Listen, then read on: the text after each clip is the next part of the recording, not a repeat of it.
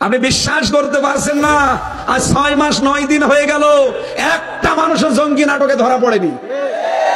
অথচ এই মোদি যে কিন্তু এখন এই মিথ্যা কথাগুলো ছড়াইতো আমাদের এই টুপি দেখে দেখে।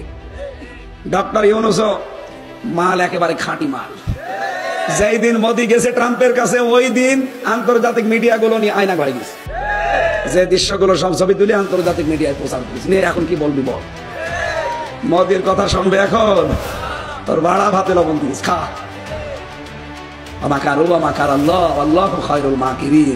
যে অবস্থা করছে, আপনার নাই ষড়যন্ত্র, কিন্তু আল্লাহর তো ষড়যন্ত্র না, আল্লাহর কৌশল।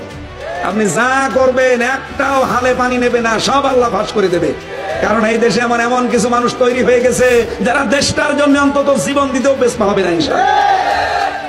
এখানে সামনে আসছে কোরআনের দিন, ইসলামের দিন, এটা আমরা যেন চর্ম চোখে দেখতে পারি। বলেন আমিন। আরো জোরে বলেন আমিন।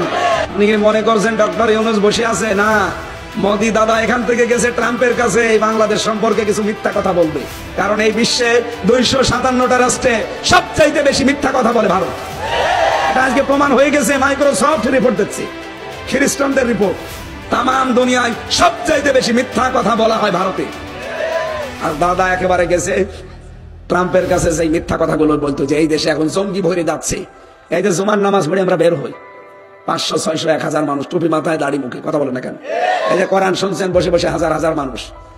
ওই শয়তান যারা আছে উগ্রপন্থী, আমি নাম নিতে ওদের ঘৃণা করি, ওই শয়তান করে এগুলো ছবি তুলে পাঠায় ট্রাম্পকে দেখায় এই দেশে জঙ্গি ভরে গেছে। দেশে কত বড় বড় দাড়ি আলালো, টুপি আলালো এক জায়গায় হয়েছে। ওরা এমনি দাড়ি টুপি দেখলে ভয় করে।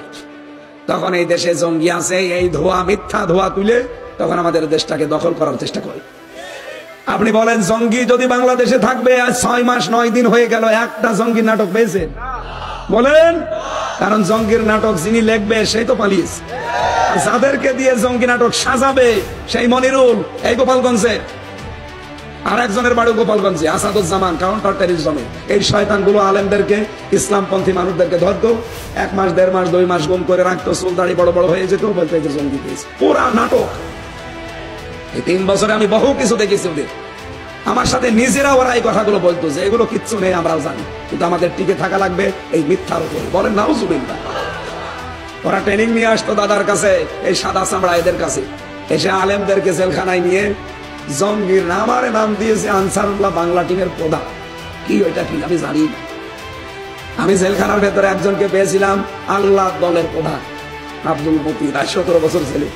ওনার একদিন বললাম, ভাই আপনি তো আল্লাহ দলের প্রধান, সভাপতি, সেক্রেটারি কে? ও সভাপতি, ওর সেক্রেটারি, 2 জন বাপ বেটা জেলে, আর বাইরে ওদের একজনও নেই। এই হচ্ছে বাংলাদেশের জঙ্গি।